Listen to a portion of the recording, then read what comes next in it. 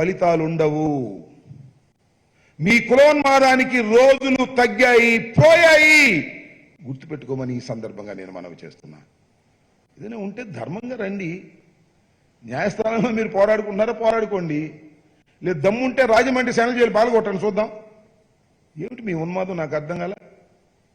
పిచ్చి పిచ్చి వేషాలు వెయ్యవద్దని ప్రత్యేకంగా మీడియా ద్వారా వారికి విజ్ఞప్తి చేస్తున్నాను, హెచ్చరిక కూడా చేస్తున్నానని ఈ సందర్భంగా చెప్పదలుచుకున్నాను.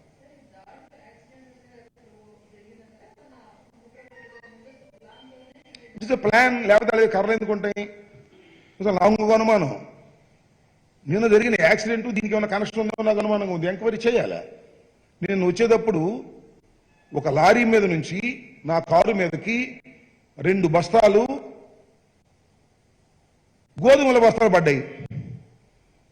అది కూడా ఏమన్నా ప్లానా? అది కూడా వీళ్ళ కుట్ర.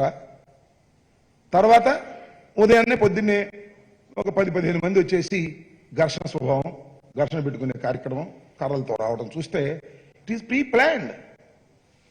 ఎవరు చేశారు, ఏమి చేశారంటే police has to enquire, investigate చెయ్యాలి. వారిని అదుపులోకి తీసుకున్నారు, వాళ్ళు ఎంక్వైరీ చేశారు, మళ్ళీ వదిలేశారు. ఎంక్వైరీ జరుగుతుంది. అక్కడ కూడా చట్టం ఉంది కదా తెలంగాణలో, అక్కడ కూడా ఐపీసీ ఉంటుంది కదా. నేరం చేస్తే ఊరుకోరు కదా. థరో ఎంక్వైరీ జరుగుతుందని నేను ఆశిస్తున్నాను.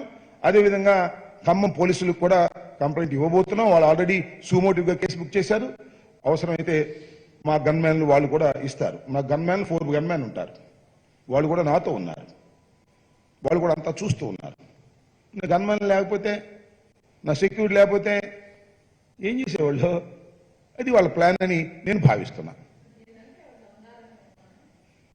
అదే వాళ్ళే ఉన్నారు, ఉన్నోళ్ళందరూ ఉన్నారు. ఈ పేర్లు కూడా కేతినేని హరీష్ అంట, కంపతి విజయ్ కుమార్ అంట, రామాంజయ్ అంట, కూచిపూడి జై అంట, నర్వనేని శంకర్ అంట, నాగళ్ళ లక్ష్మణరావు అంట, నల్లమల రంజిత్ అంట, నాగళ్ళ కోటి అంట. మొత్తం 8 మంది పేర్లు ఉన్నాయి నాకున్న సమాచారం మేరకు. 8 మంది ఒకే సామాజిక వర్గం. రెండో వాడు లేడు. ఎంక్వైరీ చేసుకోండి.